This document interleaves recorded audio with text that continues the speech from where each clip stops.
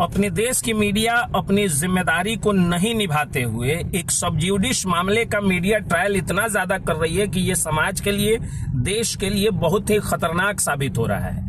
अब देखिए कि जो मुस्कान और साहिल नाम के दो छुछुंदरों ने मिल करके और जिस तरह से हत्या कर दिया था मुस्कान के पति सौरभ का, यानी अपने प्रेमी के साथ मुस्कान मिल करके प्रेमी साहिल के साथ, और पति सौरभ की जिस तरह से उसने हत्या कर दिया था, उस मामले में रोज रोज मैं देख रहा हूं कि मीडिया अलग अलग एंगल से ऐसे दिखा रहा है जैसे मुस्कान और साहिल कोई बहुत बड़े साधु और साध्वी हो या बहुत बड़े फिल्म स्टार हो। ऐसे छुछुंदरों को जरूरत से ज्यादा माइलेज देने से होगा क्या कि वैसी वारदातें बहुत सारी अब देखने सुनने को मिल रही है। जो लड़कियां जो आज भी एक्स्ट्रा मैरिटल अफेयर का शिकार हैं और उनको सामाजिक दबाव या कानूनी दबाव के कारण उनको एक्स्ट्रा मैरिटल छोड़ करके पति के साथ वफादार बनने की सोच भी रही हैं, उनको भी इस क्राइम के प्रति प्रेरणा मिल रहा है कि जिस तरह मुस्कान ने कर दिया उसे उस तरह हमें भी करना चाहिए, ताकि कम से कम हम सुर्खियों में तो आ जाएंगे, न्यूज हेडलाइंस में तो बने रहेंगे।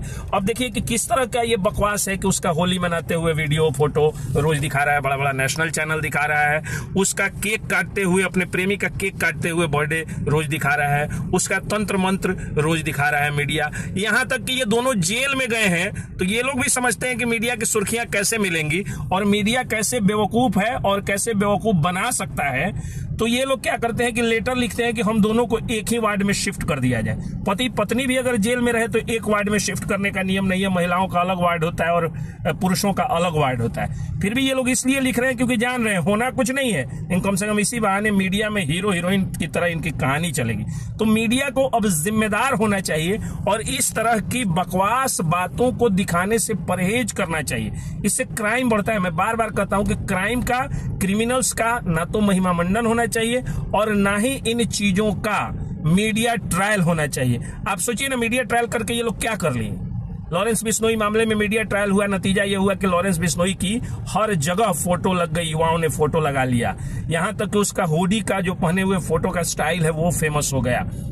उसके बाद निकिता सिंघानिया का मीडिया ट्रायल हुआ, नतीजा ये हुआ कि जितने भी पति पर 498A घरेलू उत्पीड़न का जो केस था, उन सभी पतियों ने क्या कहना शुरू कर दिया कि हम भी अतुल सुभाष की तरह आत्महत्या कर लेंगे, तुम केस उठा लो। मजबूरी में कई सारे ऐसी पीड़िता औरतें जिनके साथ सच में अत्याचार होता है, सच में घरेलू हिंसा होती है, वो भी बेचारी कि कहीं मेरा पति आत्महत्या कर देगा तो मुझे भी एकदम डायन और राक्षसी की तरह मीडिया न दिखा दे और मैं भी जेल न चली जाऊं, इसलिए वो डर करके और केस को वापस ले रही हैं।